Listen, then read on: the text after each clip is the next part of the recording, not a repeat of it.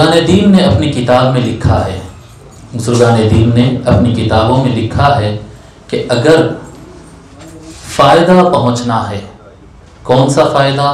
وہ فائدہ جو حضور اکرم صلی اللہ علیہ وآلہ وسلم کی بارگاہ سے ملتا ہو، سرکار کی بارگاہ سے فائدہ ملتا ہو، تو کیسے انسان سے مل سکتا ہے؟ کس انسان کے ذریعے فائدہ پہنچتا ہے؟ اس کے لیے یعنی سوال ہوتا نا بھائی ہم کس سے حاصل کریں؟ علم حاصل کریں تو کس سے حاصل کریں؟ تصوف اور تربیت حاصل کرنا ہے تو کس سے لینا چاہیے؟ روحانی فائدہ اگر چاہیے تو کس سے لینا چاہیے؟ تو بزرگان دین نے فرمایا ہے جس کے اندر 4 شرط، 4 کنڈیشنز پورے ہو جائیں، 4 کیا کہتے ہیں لیولز، سٹیجز جو کراس کر جائے، آگے بڑھ جائے اس سے علم حاصل کیا جا سکتا ہے، اس سے روحانیت حاصل کی جا سکتی ہے، وہاں سے علم ملنے میں فائدہ ہوتا ہے۔ اور اگر یہ 4 شرط نہیں پائے گئے، کسی شخص کے اندر یہ 4 میں سے کوئی ایک شرط بھی کم ہو تو اس صورت میں وہ فائدہ نہیں پہنچتا۔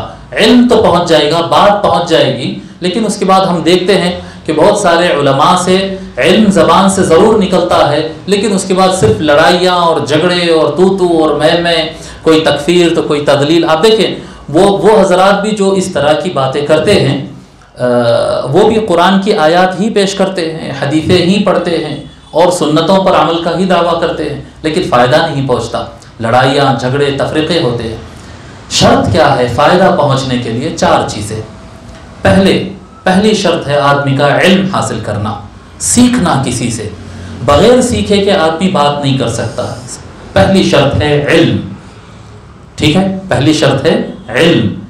دوسری شرط ہے تزکیہ۔ تزکیہ کیا کرتے؟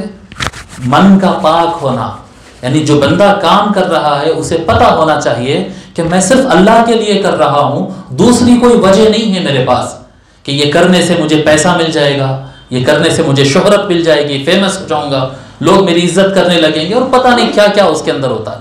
تو پہلی شرط ہے علم حاصل کرنا، سیکھنا۔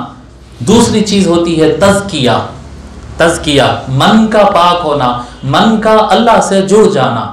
اور تیسری شرط ہوتی ہے سند متصل ہونا، یعنی چین کنیکٹڈ ہونا سرکار تک۔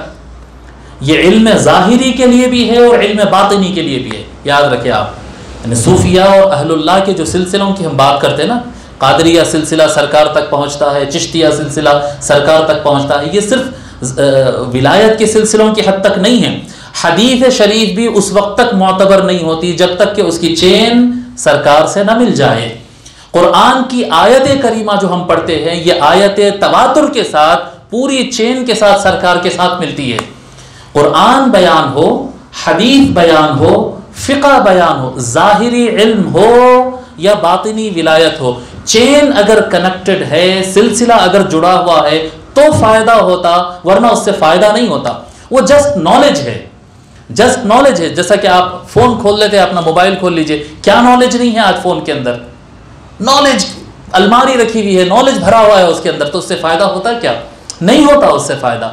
علم کا فائدہ مند ہونا اور تزکیہ کا فائدہ مند ہونا دوسروں کے لیے اسی وقت ہوتا ہے جب چین متصل ہو۔